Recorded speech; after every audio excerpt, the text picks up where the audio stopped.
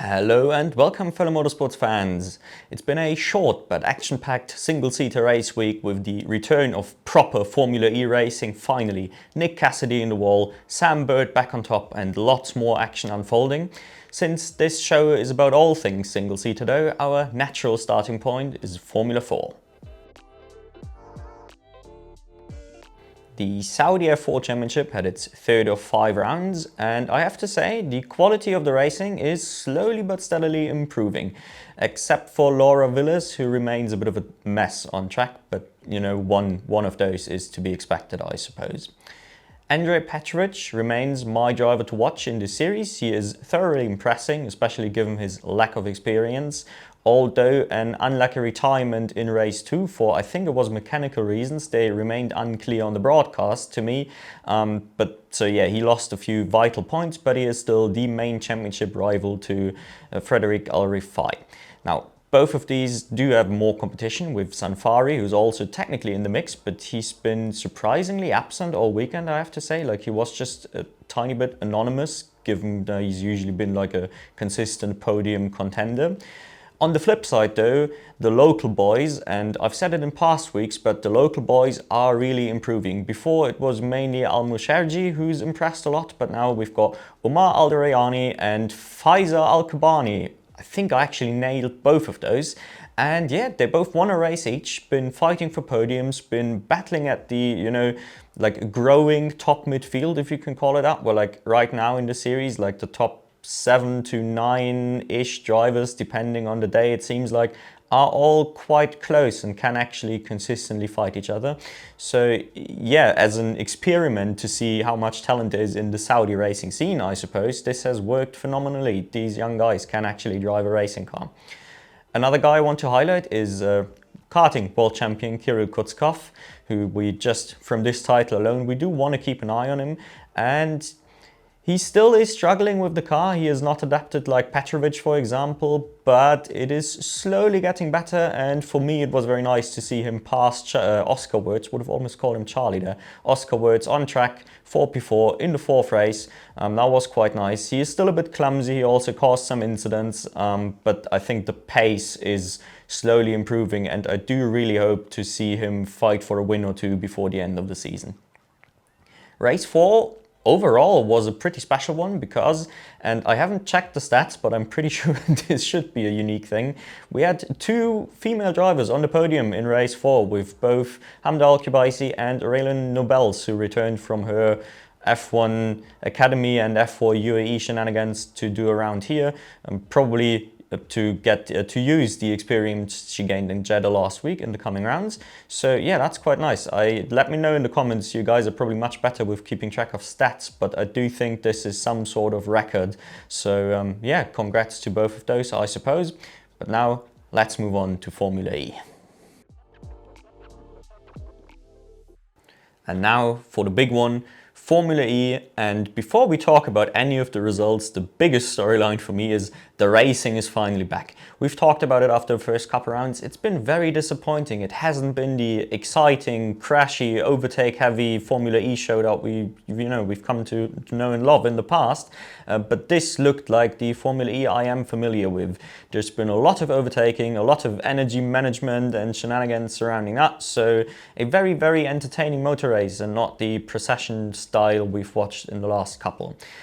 Obviously, talking about the results, there couldn't be any bigger story than Sam Bird actually getting his comeback win, taking it on the last lap in the penultimate corner around the outside of Evans as well. So a brilliant pass.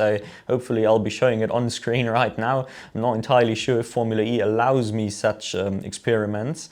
But yeah, so the result is outstanding. Also on the flip side immediately, Nick Cassidy, the still championship leader, which is quite interesting in and of itself, found himself in the wall.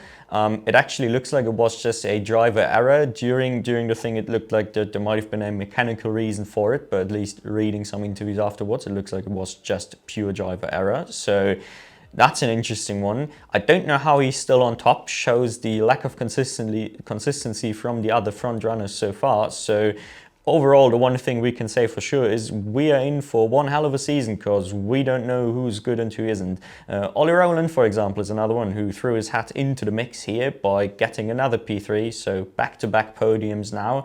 And it was a very impressive charge. He's been consistently ahead of Fenestress throughout the race. Fenestress was sort of stuck in P11 throughout the entire thing, really.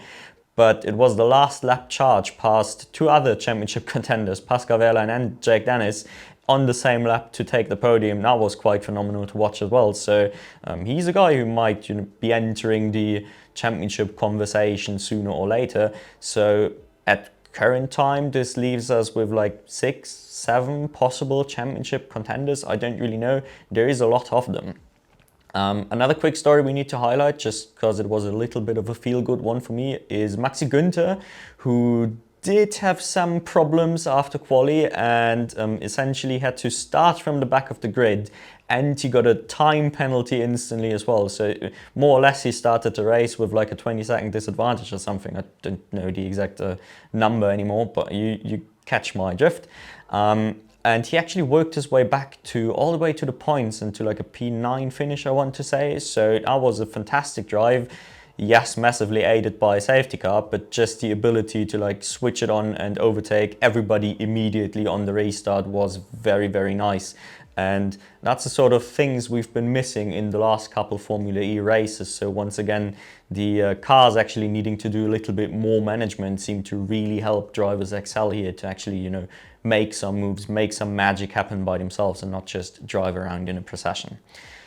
Unfortunately, the only downside for me personally with the current Formula E season is still that there's a few teams that just aren't competitive at all, namely ERT, Abt and Mahindra. So two of the powertrains just aren't really doing much of anything, unfortunately. For example, the boys might be interested in just watching what Nick De Vries is up to. Not a whole lot, just because he really can't. He beat Mortara, I think, so, well, congrats, I suppose. You beat your teammate to P13. Yeah. It can't all be good. The one big question mark on the grid for me is Envision, because so far they've not quite been on it, and this weekend especially they've been struggling. Buemi was decent, Freins was nowhere, so that remains to be seen whether they can fight back to the top. Obviously at the very, very top last year, so another one to keep an eye on.